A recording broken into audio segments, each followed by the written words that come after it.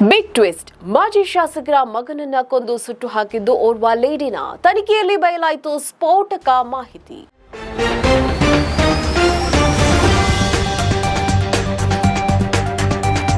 ಬೆಳಗಾವಿ ಬೈಲಹೊಂಗಲ ಕ್ಷೇತ್ರದ ಮಾಜಿ ಶಾಸಕರ ಪುತ್ರ ರಾಜು ಬೋಳಶೆಟ್ಟಿ ಎಂಬಾತನ ಶವ ಧಾರವಾಡದ ಬಳಿ ಕಾರಿನಲ್ಲಿ ಸುಟ್ಟು ಕರಕಲಾದ ಸ್ಥಿತಿಯಲ್ಲಿ ಪತ್ತೆಯಾಗಿತ್ತು.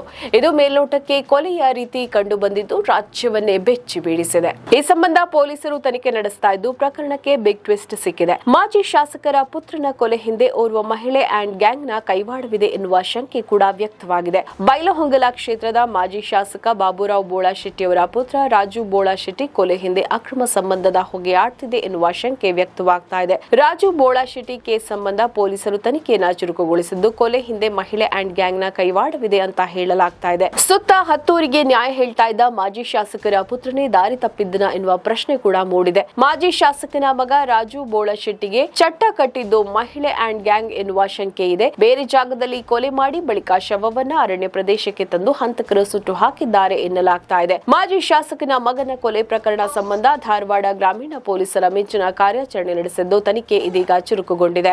ಶವ ಸಾಗಾಟ ಮಾಡಿದ ಕಾರು ಹಾಗೂ ಬೆಂಕಿ ಹಚ್ಚಲು ತಂದಿದ್ದ ಪೆಟ್ರೋಲ್ ಪ್ರಕರಣದಲ್ಲಿ ಪೊಲೀಸರಿಗೆ ದೊಡ್ಡ ಸಾಕ್ಷಿಯಾಗಿದೆ. ಹಂತಕರ ಗ್ಯಾಂಗ್ ಶವ ಸಾಗಿಸುವ ವೇಳೆ ಪೆಟ್ರೋಲ್ ಬಂಕ್ನಲ್ಲಿ ಪೆಟ್ರೋಲ್ ಖರೀದಿಸಿದೆ. ನಮ್ಮ ಈ ವಿಡಿಯೋ ನಿಮಗೆ ಇಷ್ಟ ಆದಲ್ಲಿ ಲೈಕ್ ಮಾಡಿ, ಶೇರ್ ಮಾಡಿ, ಕಮೆಂಟ್ ಮಾಡಿ ಮತ್ತೆ ಸಬ್ಸ್ಕ್ರೈಬ್ ಮಾಡಿ.